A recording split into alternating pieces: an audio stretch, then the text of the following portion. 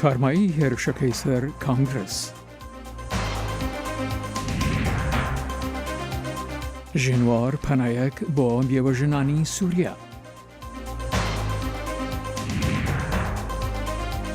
نهێنی ئەو شتانەی بە ئاسمانەوە دەفڕن.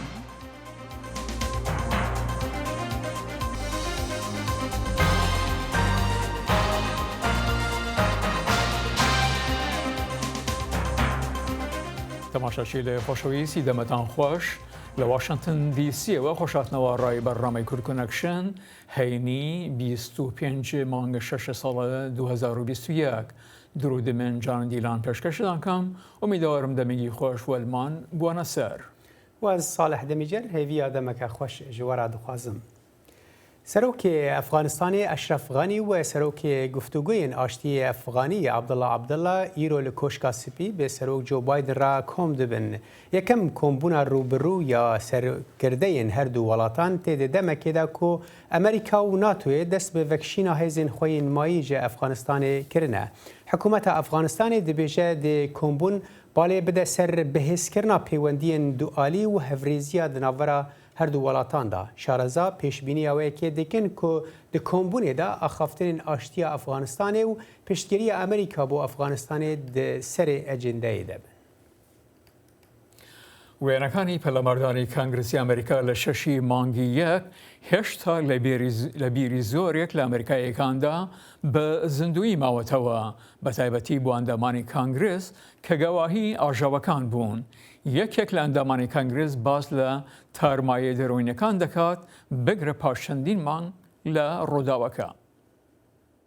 هاژوهوژی ڕوو لە زیادبووی ئاژاوەگەڕان ئەوانەی هەوڵیان دەدا هروژم بکەنە نێو هۆڵی ئەنجومەنی نوێنەرانی ئەمریکاوە دان کێڵدی نوێنەری بە ئاگاهێنا سەبارەت بەو مەترسی کە تێیدا بوو. ئێمە گیرمان خواردبوو قەرەباڵغیەکە چواردەوری دەرگاکانی گالەریەکەیاندا بوو هیچ ڕێگەیەک نەبوو لە هۆڵی گالەریەکەوە بگەیتە نهۆمی خوارەوە چۆڵ کرابوو. دان کێڵدی ئەم ڤیدیۆانەی بە سێلفۆن گرت و ڤیدیۆیەکیان لە میانەی دادگاییکردنی تۆمەتبارکردنی سەرۆکی پێشوو دۆناڵد ترامپ پەخش کرا بۆ پیشاندانی ترس لەو دەمەی ئاژاوەگەڕان باڵەخانی کۆنگرسیان بەزاند بۆ تێکدانی پشت ڕاستکردنی سەرکەوتنی هەڵبژاردننی جۆ بایدن. دەنگی تەقا دەبیسترێت. ئەوە تەقەی پۆلیسێک بوو کە بە مەبەستی کوشتن لە ناڕازیەکی دەکات بەر لەوەی بتوانێت خۆی بگەێنێتە ناو هۆڵەکەوە. تەقاکردنەکە ڕێگەی بۆ دەربازبوون خۆش کرد. دواتر یەکەیەکی تاکتیکیات نەشوێنەکەوە ئەوەش بۆ ماوەیەکی کەم دەرفەتێکی خوڵقاند بۆ ئەوەی ڕێڕەوەکەی پشتمان تەنها هێندە بۆمان پارێزرا و بێت هەتا دەچینە دەرەوە. دوای ئەوەی پۆلیس سەلامەتی باڵەخانی کۆنگرسی دابین کرد یاسادانەرانی هەردوو پارتەکە خوڕپەیەکی زۆریان دەربڕی. بە چەند ڕۆژێک دواتر دان کێڵدی دووچاری کاریگەری دەرونی دوای ڕووداوە ترسناکەکە بووەوە. لە ناکاودا زۆر تێکچووم و زۆر دەسڵەمیمەوە بەرامبەر هەموو هاژوهوژ یەگەستیار بووم و زوو تووڕە دەبووم. دان کێڵدی ئەندامی کۆنگرس داوای یارمەتی لە پزیشکی دەرونی جیم گۆردنی نووسەری کتێبی ترانسفۆرمینگ ترۆمای کرد. دکتۆر گۆردن ئامۆژگاری چەند ئەندامێکی کۆنگرس دەکات. هەر کەسێک بەم ئەزمونەدا تێپەڕ ببێت دووچاری کاریگەری پاشماوەکانی دەبێت و ئەو کاریگەریانە بە ئەندازەیەکی زۆر لە زانستی بایۆلۆژیدا چەسپیوە. دکتۆر گۆردن داوا لە نەخۆشەکان دەکات باسی ڕووداوەکانی ڕۆژی 6 مانگی یەک بکەن و ئەو پێیان دەڵێت جەستەتان ڕاوەشێن و پاشان فێریان دەکات لەسەر خۆ هەناسە بدەن بۆ ئەوەی نیشانەکانی بایۆلۆژی تیاندا کەم بکاتەوە. بە قوڵی هەناسە هەڵمژە و بە قوڵی هەناسە بدەرەوە و تەواوی هەناوت خاو بکەرەوە و ئەمە بۆ چەند خولەکێک بکە شت بە مێشکتدا دێت و دەچێت و لە مێشکتیان دەربکە. دکتۆر گۆردن دەڵێت بۆ بەرەو پێشچوون پێویستە کۆنگرس پەیڕەوی کللتوری چاکبوونەوە و پشت پێبەستراو بکات. ئەوەی ڕوودەدات ئەوەیە کە خەڵک وا خۆیان پیشان دەدەن و لە ئێستادا ئەو خۆ دەرخستن و بەو جۆرە ئێجگار زۆرە لە نێو کۆمەلگاکەمان و لە نێو کۆنگرێسدا بەبێ ئەوەی ناچار بن خۆیان وا پیشان بدەن کە ئەوان سەلامەتن چونکە هیچمان لە مەترسیدا نین. بۆ سیاسەتمەداران کارێکی ئاسان نییە پێیان وابێت کە دەبێت هەموو کات بەهێزی خۆیان پیشان بدەن بەڵام کێدلی سەبارەت بە گرفتەکانی ڕوبەڕووی دەبێتەوە ڕاشکاو بووە. ئاسایی ئەگەر تۆ ئەندامی کۆنگرێس بیت یان پۆلیس یان هەر کەسێکی دیکە بێت بەتایبەت ئەگەر پیاو بیت ئاساییە کە دام بەوەدا بنیت کە تۆ مرۆڤیت. ئەمەش بە تایبەت کاتێک ژیانت لە مەترسیدا بێت. لە هەرێما جزیرە ڕۆژهەڵاتی سووریە ژنوار بوویە پەناگەهێک ji بۆ gelek jinên bî ku dikarin jiyaneke birûmet lê derbas bikin. Rêvebira Jinwar Fatma Emîn dibêje ew niha dixwazin projeya xwe berfirehtir bikin ji bo parastina jinan ji tundutijiyê. Li gor raportê navnetewî dora milyonekî jinên ku ji mêrên xwe hatine berdan li Sûriye hene û rastî tundutijiyê û destdirêjiyên seksî dibin. Pemnêrê dengê Amerîka li Qamişlo agahiyên bêhtir hene. li herêma Cezîrê Jinwar gobûya wargeha pir jinên bî golê jiyaneke birûmet jiyan dikin. Gundekî warekî ji bo jinê hate avakirin. Yanî diva çend salê dawî de rewşa şerê bûyerê got li Rojava de bî piranî jin bûne mexdûrê vî şerê. Ji bo wê yanî gund pêwîstî pir pê hebû. Kesê ku nihal vê derê hatine mere jiyan dikin û jê wan wa kesana em bûn jî. Ji ber zihniyata civaka hane ku jin qebûl nedkirin bê zilam yanî her tim dinêrin yanî zilam hebûna jinê ye yanî zilam tune bê jin nikane bê nexwe birêve bêne mala xwe na zarokê xwe emma ew fikra me qebûl nekir yanî me wek jin ji ber em xwe nas dikin em xwe dê îrade ne me qebûl nekir em hatin jinwar de hatin em ê jinwar de rastî yanî pir pêşketina me jî çêbû yanî me xwe nas kir Divir de yanî wek her tim em dibêjin hevjînê şehîdan nirxekî şehîd diparêzin ew nirxa yanî zarokê wî ne. Li gorî raportên navneteweyî li Sûriyê nêzîkî 1 milyon jinên bî û berdayê hene. Ji nav wan 300,000 jin bîne. Piraniya wan jinan ji ber derfetên zehmetiyê jiyanê û rewşa şerê navxweyî li Sûriyê. Li rastî tundî destdirêjiya seksî û bikaranînê vetên. Li aliyekî din jinên bî rû bi rû bi barê giran yê xwedîkirina zarokan di nava şerê Sûriyê de tên. Axîn Umer yek ji jinên got hevjînê wê de êrîşa Tirkiye derser bajarê Efrînê jiyana xwe ji dest da. Ew û du zarokên xwe niha li gundê Jinwar dijîn. Ez hatim vê derîkê teqrîben bî 5-6 mane ez vir jiyan dikim. Pir xweş e, pir veheso ye, emanet lî heye, me re her qiçikî xwe molî me re tîde heye, me re distitirê. Yani her tiştekê de em jî vehesoyne. Li gorî lêkolînan got di nava civaka got êl û hoz lê bi bandorin jinên bî li rastî tundiyeke mezin tên. Nixasim got ew civaka mîna dêra zorê û reqayê di demeke dirêj de jêr destê Daişê de mabûn.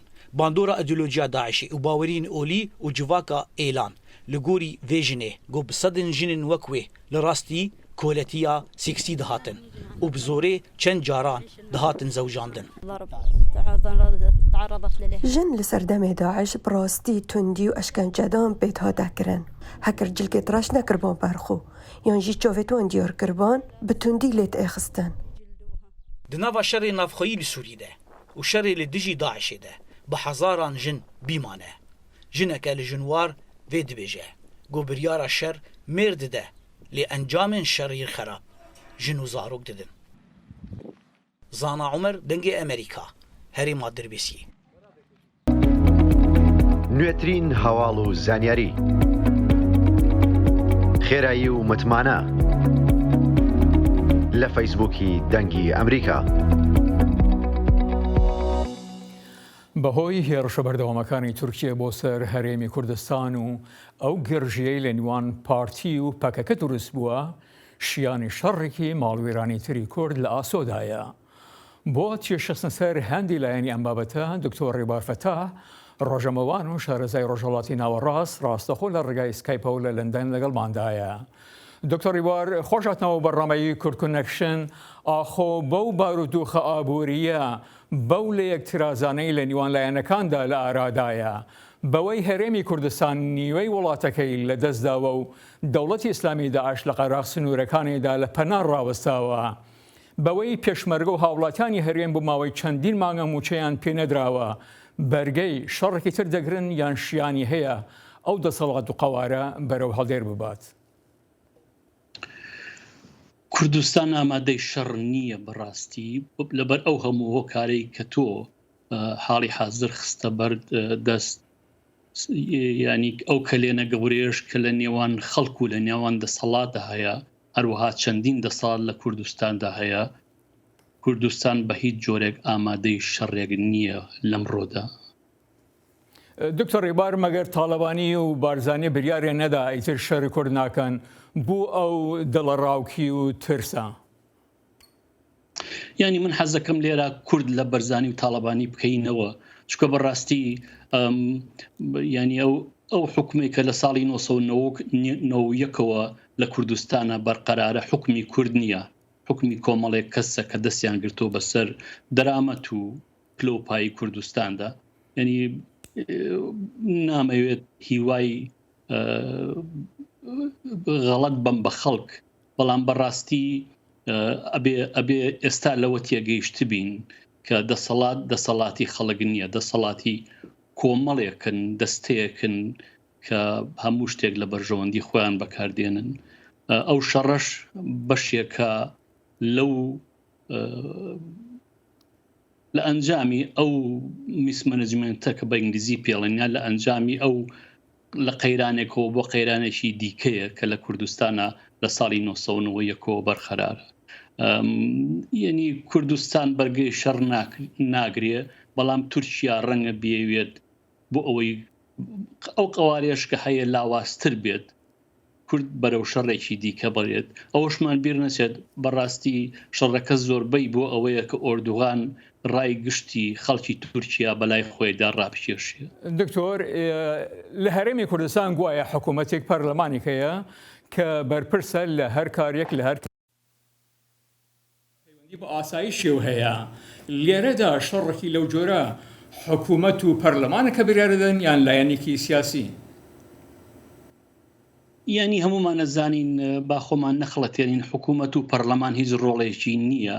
چەند کەسێک هەن کە ئەو بڕیارانە دەدەن، ئەو کەسانەش ڕەنگە بە پەنجەی دەست بژمێرێن. کەسەکانی زۆرتر لە هەولێرن لە سلەیمانی نین. یەکێک لە ئەنجامەکانی ئەم شەڕە ئەوەیە کە ئێستا ئەو کوردستانە دابەشکراوەی کە هەیە دابەشتر دەبێ. ئەوەنگەی من ئاگادارم هەتا ئەمڕۆ دیارە ڕەنگە بگۆڕێ یەکێتی و گۆڕانیش خۆیان پاراستوە لەوەی کە شەڕی پێکەکەی بکەن لەگەڵ تورکیا تەنیا پارتیە. ئەمەش ئەنجامی زۆر خراپی لێکەوێتەوە هەم بۆ پارتی، هەم بۆ یەکێتی، هەم بۆ کوردستان. ئێستا ئالەویین. ڕۆڵی یەکێتی و گۆڕان و لایەنەکانی تر چییە لە ڕێگاگرتن لە دروستبوونی شەڕێکی لەو جۆرە و یاخۆ چی دەبی بکەن؟ بە بۆ چوونی من ئەتوانن تەنیا بەشداری شەڕەکە نەکەن کە ئەوە شەڕەکە ڕناگرێت، ڕەنگە پارتی بە تەنیا شەڕەکە بکات. بەڵام ئەگە پارتی بە تەنیا شەڕەکە بکات ئەو دەم ینی بە عەمەلی تر خەوارەی هەرێمی کوردستان تەقسیمە بێت. ئەگەر زۆرە بەڕاستی ئەگەرەکان هەموو کراون، خۆ ڕەنگە ئەوەی کە پیانەوەترێ پاسەوانە کۆنەکان ڕەنگە بەشدار بن لەگەڵ پارتیە بۆ ئەوەی ئەو شەڕە بکەن ئەو پاسەوانە کۆنانەی کە لە ناوێکێتیان. چونکە بیرمان نەچێ یەکێتی ئێستا نەوەی دووهەمی بنەماڵە بەڕێوەی دەبات. ئەوانەی کە نەوەی یەکەمن هەندێکیان هەرماون و هێشتا کۆنترۆڵیان بەسەر هێزی پێشمەرگەدا هەیە. ڕەنگە ئەمە خۆی ببێتەوەی کە یەکێتی دابەش ببێت لە نێوان نەوەی کۆن و پاسەوانە، نەوەی تازە و نەوەی کۆنە، نەوەی تازە و پاسەوانە کۆنەکاندا. چونکە بیرمان نەچێت بۆ نمونە کاکۆچەت و شێخ جەعفەر هەردووکیان زۆرتر لە پارتیەوە نزیکن تاکو یەکێتی. دیارە هەردووکیشیان کە دیارە هەرە دوانە نین هی کەشیان هەیە، ئەوانە هەمویان لە پارتیەوە نزیکترن. جگە لەوە لە دۆخی ئەمڕۆ یەکێتی ڕازی نین کە نەوەی نوێ دەستی بەسەردا گرتووە. یعنی هەر چۆنێ بیری لەکەیتەوە ئەم شەڕە شەڕێکی گەلێک ئاڵۆزە. ئەوەشمان بیر نەچێت کە ئەگەر پارتی بەتەنیا ئەم شەڕە بکات ئەوەی ئەو لافەی کە پارتی هەیەی کە گوایە بۆ نمونە ئەو حکوومەتی لە هەولێرە حکوومەتی هەرێمی کوردستانە، ئەو دەسەڵاتی کە لە هەولێرە سەرۆکی هێزی پێشمەرگەیە، ئەوانە هەمووی پوچەڵ دەبێتەوە. ینی داهاتوێکی زۆر خراپ چاونواری کوردستان دەکات. شاندێکی ئاشتی لە ئەوروپا گەڕایەوە کە پێکاتوە لە کەسانی ژێرا و جۆر بەڵام ڕێگەیان لێگیرا. ئاخۆ ئاشتی لە بەرژەوەندی کیە و شەڕ کی قازانجی لێ دەبێنێ؟ لەو بڕوایم کەس قازانج لەو شەڕە نابینێ خۆ ڕەنگە تورکیاش قازانجی لێ نەبینێت بەڵام ئەو ینی بەڕاستی پارتی ئەتوانم بڵێم بە تەواوەتی لەلایەن تورکیاوە کۆنترۆڵ کراوە ئەگەر سیاسەتێکی پارتی هەبێ لە بەرژەوەندی تورکیا نەبێت بۆ نمونە ئەو کەسانە کە گەڕانەوە نزیکەی 70 کەس بوون 100 چەند کەس بوون ویسیان کامپینێ بکەن هەم دژی تێکدانی ژینگە هەم دژی ئەو شەڕە بەڵام ئەوە بوو کە دیمان پارتی تا ڕادەیەکی زۆر دەست بەسەری گرتن زیندانی نەکردن بەس دەست بەسەری گرتن خۆ ڕەنگە ئەمە لە بەرژەوەندی پارتی نەبێت بەڵام چاری نییە بەڕاستی ئەوەی کە ئەوە هیچ پارتی ناتوانێت هیچ شتێ بکات کە لە بەرژەوەندی تورکیا نەبێت زۆرێکی وا ڕادەست بووە. دکتۆر ڕیبار فەتاح ڕۆژەمەوان و شارەزای ڕۆژهەڵاتی ناوەڕاست زۆر سپاس. من سپاسیەوە دەکەم. پشتی شەرێ داعشê gelek zarokên bajarê Mosulê bê malman û neçar bûn kar bikin ji bo dabînkirina pêwîstiyên jiyanê ji bo xwe û malbatên xwe.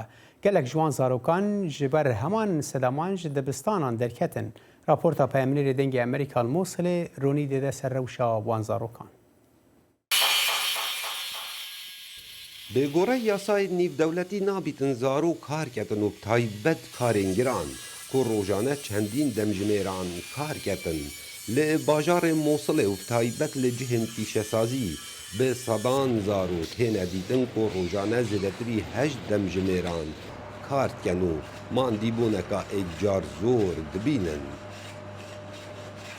ئەم داخوازێ دکەین ئاریکاریە زارۆکان بێتە کردن ji ber ku gelek derdesερî bi çavên xwe di şerê Daeş de dîtine û herwesa fera rêkxirawên nêfneteweyî çavê xwe bidene zarokan û bi taybet ewên bê semiyan ji ber ku niha bi bihayekî erzan kar dikin. Her êk bi bihaneyekê yan bi egerekî ketiyet nava karî da û beşekê evan zarokan dahatê rojaneyê malbatên xwe bi destxovetînin. بەرامبەر کارێکی قورس و گران. ماكو مدرسة وابويا ما عنده لا راتب رعاية ولا كل شيء. قوتابخانە نینە هەروەسا بابی من ژی چ موچە نینن و چ داهاتێک me nîne her hefteyekî ez 5,000 dînaran qazanc dikim. Bi xwedê min heza xandinê bi êkcarî nemaye ji ber ku ew kesên bawername bi destxwe înayên weka mamosta û endaziyara jî noke bêkarin karên wesayên wekî me dikin.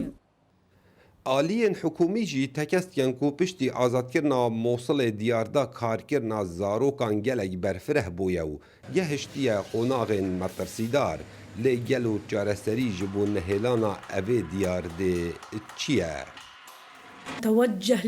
بانگوازیە من بۆ هەمی سندیکایên کرێکاران هەروەسا بۆ ڕێکخراوên mafên medενî ew givaştina gel ser hikûmetê bikin da ku bi zêtirîn dem yasayeka taybet bihête derkirin ji bo parastina mafên zarokan. Herçende çi data û amarên fermî nehatîne tomarkirin ku çend zaro li snorê parêzgeha neynewa kar dikin lê tiştê berçav ew e ku li cihên karî ji mareka zor ya zaroyan dihête dîtin. Diyarda karkirina zaroyan li Mosulê roj bo rojê zêdetir lê ditin û taybet di van salên dawiyê da ji ber şerê azadkirina evî bajarî çendîn zaro bêsemiyan mayne û dîsan rêja hejariyê û nebûna derfetên karî bûyne hokarên serekî ku zaro bi rêjeka berçav kar bikin. Kawa Emer dengê Amerîka, Mosul. ئایا لە ڕێگای فیلمەکوانەکانی کابۆی و فیلمەکانی کوشتن و شەڕەتەقا وەکو ئەوەی لە کوردستان و ڕۆژهەڵاتی ناوەڕاست باوە کە هەر کات شەڕەتەقە و ئاژەوەیەک دروست دەبێت دەڵێن وەکو تەکساسی لێ هاتووە پێناسەی تەکساس بکەین با لەم راپۆرتێدا ببین ئاخۆ تەکساسەکەی کلینی ئیستود و جان وێن و ترنتی و جۆلێنە جیمایە.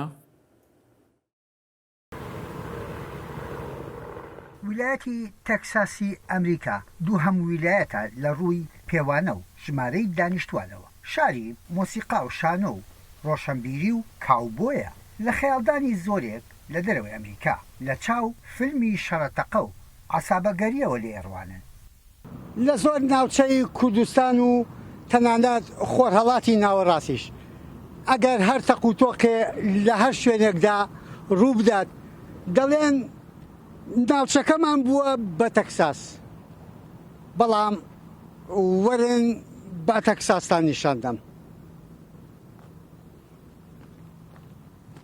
پردە بەرزەکانی ڕێگاوبان و تەلارە ئاسمان بڕەکانی ئەم شارە نەوتیە سەدان زانکۆ ناوەندی لێکۆڵینەوە و ئەو پێشکەوتنەی بەخۆیەوە دیوە ڕەنگە وەڵام دەرەوەیەک بێت هەموو شتێک لەم وڵاتە بە کۆن و نوێوە لە پێناو خۆشی ژیانی خەڵکدایە هێشتا کاڵا کۆنەکانی تەکساسی پێدەناسرێتەوە بازارێکی باشیان هەیە ئەم دوکانەی ناوچەی فۆرت وۆرثی شاری داڵاس 100 ساڵ تەمەنێتی بە چوونە ژوورەوەی دەتوانی خۆت لێ بێتە عەسابە. بە دڵنیاییەوە خەڵک لە سەرتاسەری دنیاوە دێن بۆ ئێرە تاوەکو کاوبۆی ببینین هەروەها کڕینی جلوبەرگ کارداریەکەمان لە ئەو پەڕی باشیدایە مشتریەکان پوت دەکڕن و جلوبەرگی کاوبۆی هەموو ڕۆژێک لە شەقامێکی ناوچەی فۆرت وۆرث خەڵک لە چاوەڕوانیدان کاوبۆی ببینن ئەم شارە لە مێژە دەستی لەو نەریتە هەڵنەگرتووە بەڵام لە کەشێکی ئارامدا بەڕێوە دەچێت نەوەک ئەوەی کە تەکساس ناوی بەخراپ هاتووە. من خەڵقی مەیامیم لە فلۆریدا هاتوین بۆ تەکساس زۆر خۆشە ئێرە و زۆر گوندیە نمایشی شتە کۆنەکان دەکەن کە سواری گاکە بووم بۆ من ئەزمونێکی ترسناک بوو یەکەمین جار بوو سواری گا ببم. کەم نین ئەوانەی تامەزۆی ئەم کەشە کۆمەڵایەتیان سواربوونی ئەسپ و ڕەوتکردن بە شقامەکەدا ئەم خانمە گاکەی بۆتە سەرچاوەیەکی بژێوی. خواردنی پێدەدەم لێرە دامناوە خەڵق سواری دەبن و وێنەی لەگەڵ دەگرن و دواتر دەیبەمەوە بۆ شوێنەکەی خۆی بۆ من کارداریە و بەلای خەڵقی شەوە گرنگە. لە تێکساس نزیکەی 29 ملیۆن هاوڵاتی دەژین پەیکەرەکانی شارەکە سەرنجبەرن ئاژەڵداری لە هەموو جێیەکە ئاخر بەر لە دەرهێنانی نەوت و غاز ئاژەڵداری ئابووریە بەهێزەکەی تەکساس بووە ئێستا ویلایەتە دەوڵەمەندەکە بۆ خەڵکەکەشی میهرەبانە باجی ساڵانەی ویلایەتەکەیان لێناسنێت لە ئەمریکا ڕیزبەندی بۆ زۆر شتی ویلایەتەکان کراوە لە ڕووی تاوانەوە تەکساس لە هێڵی مامناوەندایە ڕەنگە ئەو بۆچوونەی لەسەر تەکساس هەیەە لە دەرەوە تەکساسەکەی ویلایەتە یەکگرتووەکانی ئەمریکا نەبێت. یەحیا بەرزنجی شاری ئاستن تەکساس.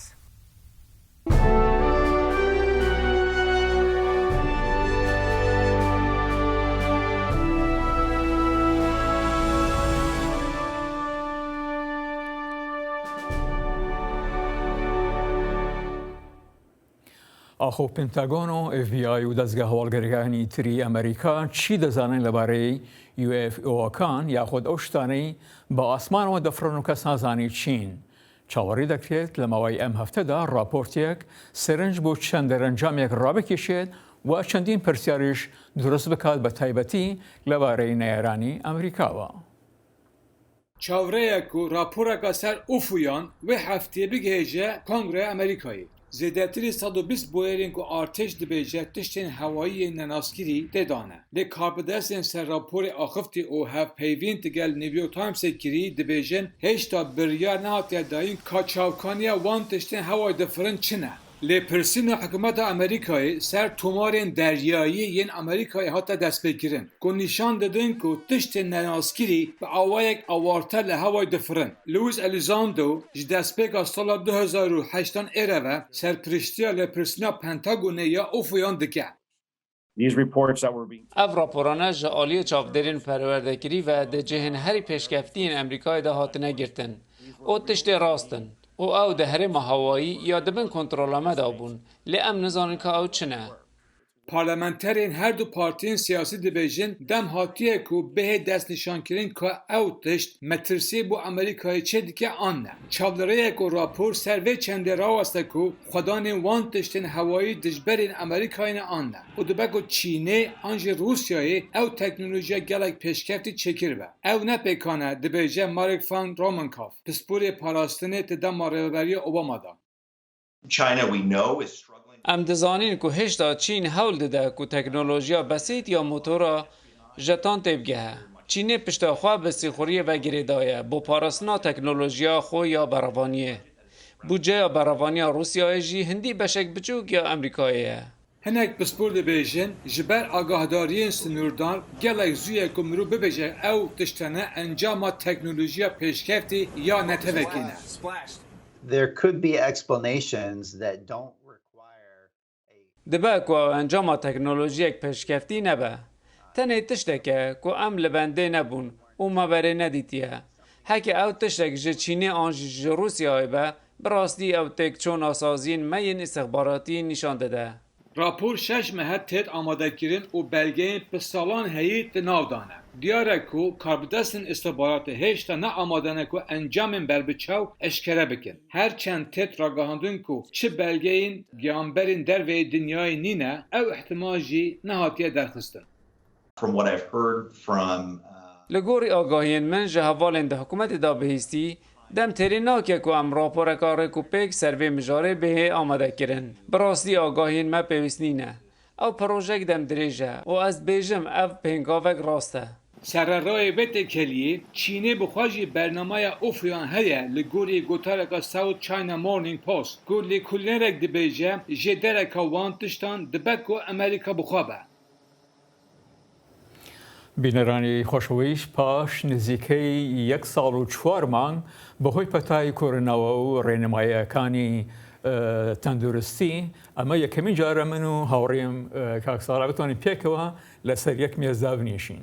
بەرێکێک جانی و بهێویە ئەوەیەکێک و هەفکارین مە دیجی جارگدن بەگەرن ئاڤاهیەم بە وەکو جاران لەگەل هەف کار بکەن هەر چەندی ئەمزانن و ئەمریکا دوێ دەربارەیدا دەربارەی ڤاکسینکردندا گاڤنگەلێک پێشکەتی ئاڤێتنە و بهێویە کول لە جیهانی تەفدا ئەف ببن بینەرن هێژا کورتکونشن لەڤر بێ داویتێ تا جارا بێ هەر شاد و بەختەوەر بن. ببینە خۆش.